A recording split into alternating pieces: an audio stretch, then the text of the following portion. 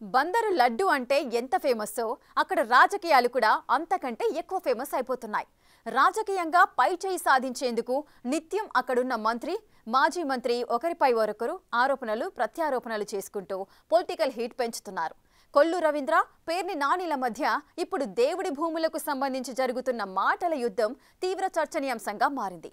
అసలు మచిలీపట్నం దేవుడి భూములకు సంబంధించి జరుగుతున్న రాజకీయం ఏంటి?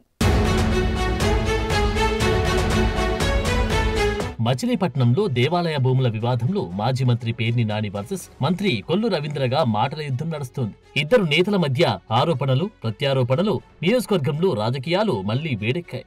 దేవుడి మాన్యాలకు సంబంధించి మచిలీపట్నం నియోజకవర్గంలో మరోసారి పొలిటికల్ హీట్ పెరిగింది. మాజీ మంత్రి పేర్ని నాని, మంత్రి కొల్లు రవీంద్ర రాజకీయంగా ఒకరిపై ఒకరు ఆరోపణలు ప్రత్యారోపణలు చేసుకుంటుండటంతో ఆలయ భూముల వ్యవహారం కాస్త పొలిటికల్ టర్న్ తీసుకుంది.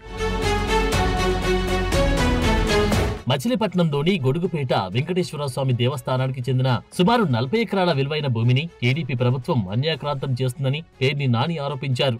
దేవస్థానం భూములను కారు చౌకగా విజయవాడలోని ఒక ఉత్సవ కమిటీకి లీజుకిచ్చారని, దీని వెనుక పెద్ద కుట్ర దాగి ఉందని నాని ఆరోపించారు. ఈ లీజు ద్వారా దేవాలయానికి రావాల్సిన ఆదాయం కంటే చాలా తక్కువ వస్తుందని ఆయన వాదిస్తున్నారు.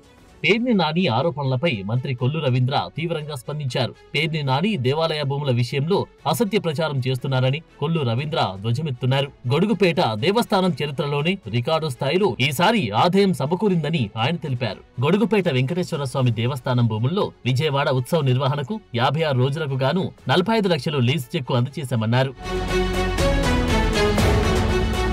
ఆలయ పాలక వర్గానికి మంత్రి కొల్లు రవీంద్ర, విజయవాడ ఎంపీ కేశినేని చిన్ని స్వామివారిని దర్శించుకున్న అనంతరం భక్తుల సమక్షంలో లీజు మొత్తం చెక్కు అందజేశారు. రికార్డు స్థాయిలో 45 లక్షల లీజు చెక్కు అందచేతపై భక్తులు హర్షం వ్యక్తం చేస్తున్నారు. ఆ క్రమంలో గొడుగుపేటలో నేషనల్ హైవే పక్కన 40 ఎకరాల దేవస్థానం భూమిని ఉత్సవ కమిటీ అభివృద్ధి చేస్తోంది.